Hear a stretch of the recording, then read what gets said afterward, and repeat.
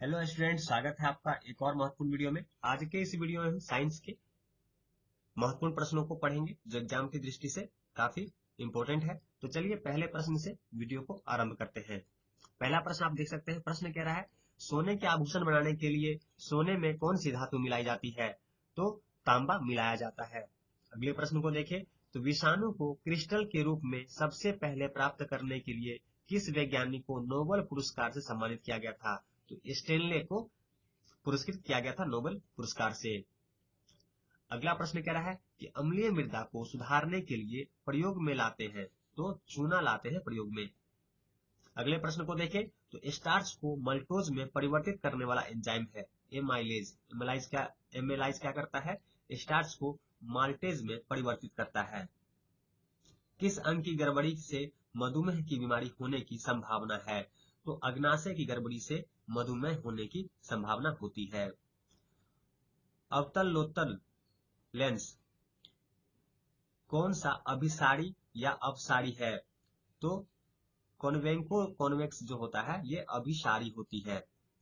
अगला प्रश्न कह रहा है कि प्रेरित विद्युत दहक बल फ्लक्स परिवर्तन की ऋणात्मक दर के बराबर होता है, यह किसका नियम कहलाता है? तो यह फैराडे का विद्युत चुंबकीय प्रेरण का नियम कहलाता है। पॉजिट्रॉन की खोज कब और किसने की थी? 1932 में एडरसन ने किया था।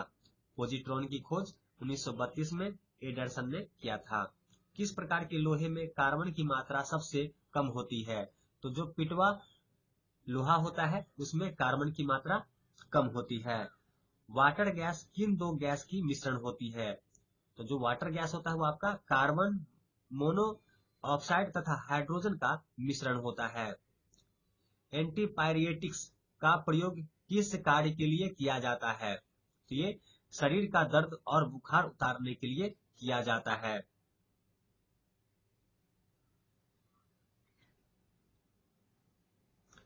अगला प्रश्न कह रहा है कि डीएनए का डबल हेलिक्स मॉडल किसकी देन है? तो यह वाटसन और क्रिक की देन है। रॉबर्ट कोच को 1905 में नोबेल पुरस्कार किस कार्य के लिए मिला था? तो सर्वप्रथम जीवाणुओं का कृत्रिम संवर्धन करने के लिए रॉबर्ट कोच को 1905 में नोबेल पुरस्कार मिला था। अगला प्रश्न है, टेकोफेरोल किस विटामिन का रासायनिक नाम है? तो विटामिन ई का वैज्ञानिक नाम टेकोफेरोल है। अगला प्रश्न है, कोलोइटिस रोग में प्रभावित होने वाले अंग है? तो छोटी व बड़ी आंतें प्रभावित होती है। अगले प्रश्न को देखें। अगला प्रश्न कह रहा है कि कोबाल्ट ऑक्साइड कांच को कौन सा रंग प्रदान करता है? तो कोबाल्ट ऑक्साइड जो होता है वह गहरा नीला रंग प्रदान करता है। कोबाल्ट ऑक्साइड कांच को गहरा नीला रंग प्रदान करता है। याद रखेंगे, काफी इंपोर्टेंट क्वेश्चन है।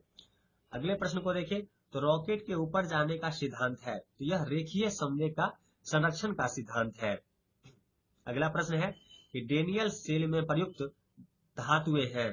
तो डेनियल सेल में आपका तांबा और जस्ता प्रयोग किया जाता है। अगला प्रश्न है कि नीले लिटमस पत्र को लाल कौन करता है? तो अम्ल लाल करता है। नीले लिटमस पत्र को लाल कौन करता है? तो अम्ल। अगला प्रश्न है, ओरिजिन ऑफ स्पीसीज नामक पुस्तक किसने लिखी थी? तो डार्विन ने लिखा था। पौधों में प्रोटीन निर्माण के लिए आवश्यक तत्व है नाइट्रोजन। हाइड्रोपोनिक्स किसे कहते हैं? पौधे के मृदा विहीन संवर्धन को हाइड्रोपोनिक्स कहते हैं। जंपिंग जीन का सिद्धांत किस वैज्ञानिक ने प्रतिपादित किया?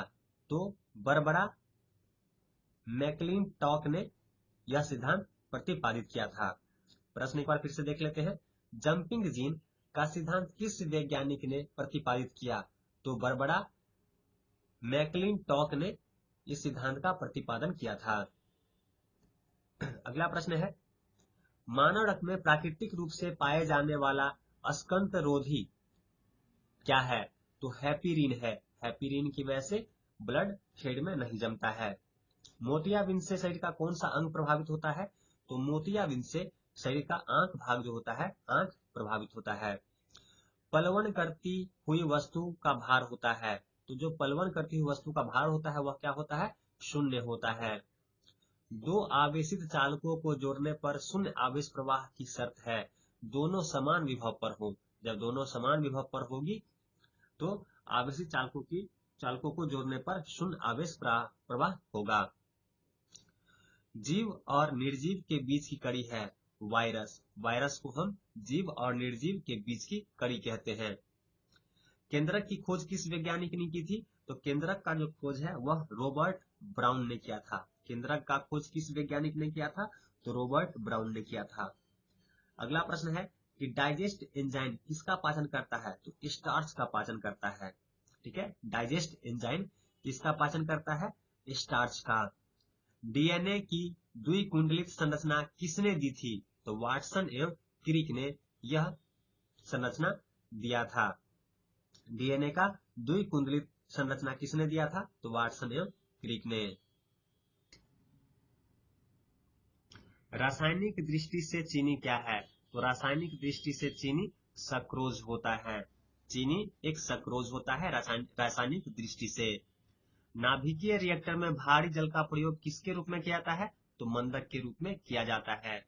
लेंसर बीम की सहायता से त्रिविमीय यानी कि 3D प्रतिबिंब बनाने की विधि क्या कहलाती है, तो होलोग्राफी कहलाती है। होलोग्राफी कहलाती है।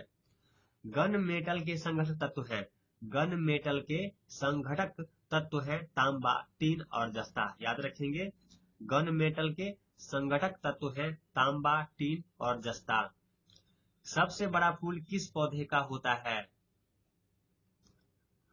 तो सबसे बड़ा फूल वो रेफलिसिया पौधे का होता है।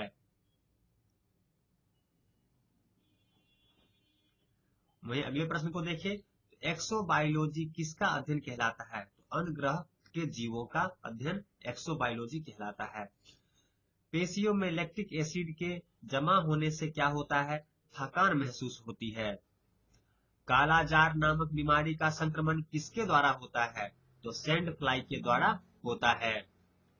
ग्रीन हाउस प्रभाव का क्या मतलब होता है, तो वायुमंडल में कार्बन डाइऑक्साइड की मात्रा में वृद्धि से ताप में वृद्धि होता है ग्रीन हाउस का प्रभाव। अगले प्रश्न को देखें, तो इलेक्ट्रॉन वोल्ट किस भौतिक राशि का मात्रक है, तो यह ऊर्जा का मात्रक होता है।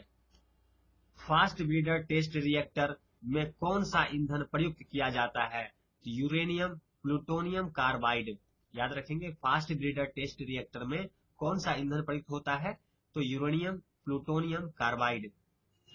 किस दृष्टि दोष को दूर करने के लिए बेलनाकार लेंस के चश्मे दिए जाते हैं, तो दृष्टि वैषम्य रोग में। कुंदन कुलन न्यूक्लियर पावर प्रोजेक्ट किस राज्य में स्थापित करना प्रवास, ये उस टाइम के करंट अफेयर्स है, इसे छोड़ दीजिए। अगला देखिए, LASDER किसका संक्षिप्त रूप है, तो ये light amplification by simulated emission of radiation का। अधिकांश ओजोन किस मंडल में संकेंद्रित रहती है, तो ये आपका स्ट्रेटोस्फीयर में रहती है। टेस्ला किसका मात्रक है, तो टेस्ला आपका फ्लक्स घनत्व का मात्रक होता है। याद रखेंगे, टेस्ला आपका फ्लक्स घनत्व का मात्रक होता है। ऑस्टियोपोरोसिस की बीमारी किसे प्रभावित करती है, तो यह हड्डियों को प्रभावित करती है। कच्चे फलों को कृत्रिम रूप से पकाने में कौन सी गैस प्रयुक्त की जाती है, तो एथिलीन व एसिटिलीन का प्रयोग किया जाता है। पौधे में शर्करा एवं पोषक तत्वों के स्थानांतरण के लिए किस पोषक तत्व की उपस्थिति अनिवार्य होती है, तो पोटाश की अनिवार्यता होती है। लोहा पौधे में क्या भूमिका निभाता है, तो ऑक्सीजन का स्थानांतरण एवं क्लोरोफिल तथा प्रोटीन के निर्माण में सहायता। लार में कौन सा एंजाइम पाया जाता है, तो लार में टाइलिन नामक एंजाइम पाया जाता है। जिस उपस्थिति में रक्त का थक्का नहीं जमता उसे क्या कहते हैं, तो हीमोफीलिया कहते हैं। जब हीमोफीलिया नामक रोग होता है तो रक्त का थक्का नहीं जमता है। शरीर के किस भाग को स्ट्रेटम कर्नियम कहते हैं, तो सबसे बाहरी परत को। ऊपरी बाहु की अस्थि किस नाम से जानी जाती है? तो ह्यूमरस के नाम से जानी जाती है। डीएनए का अनुवांशिक कोड किस वैज्ञानिक ने किस वर्ष ज्ञात किया? तो डॉक्टर अरविंद खुराना ने 1965 में ज्ञात किया था। 4 डिग्री सेल्सियस पर पानी के लिए कौन सी राशि अधिकतम होती है? तो 4 डिग्री सेल्सियस पर घनत्व अधिकतम होती है। चट्टानों की आयु ज्ञात करने के लिए रेडियो सक्रिय आयु अंकन में किस समस्थानिक का उपयोग किया जाता है? तो यूरेनियम का उपयोग किया जाता है। किस कोशिकांग को आत्महत्या की थैली कहते हैं? तो लाइसोसोम को कोशिकांग की आत्महत्या की थैली कहते हैं। जे रॉबर्ट ओपेनहाइमर के नाम के साथ किसका आविष्कार जुड़ा है? तो परमाणु बम का। परमाणु बम का आविष्कार किसने किया था? जे रॉबर्ट ओपेनहाइमर ने।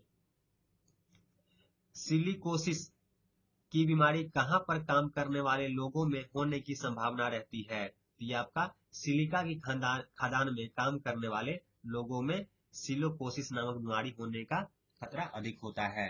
तो आज की इस वीडियो में हमने 50 से अधिक साइंस के महत्वपूर्ण प्रश्नों को पढ़ा है और ऐसे महत्वपूर्ण प्रश्न आगे भी करते रहेंगे।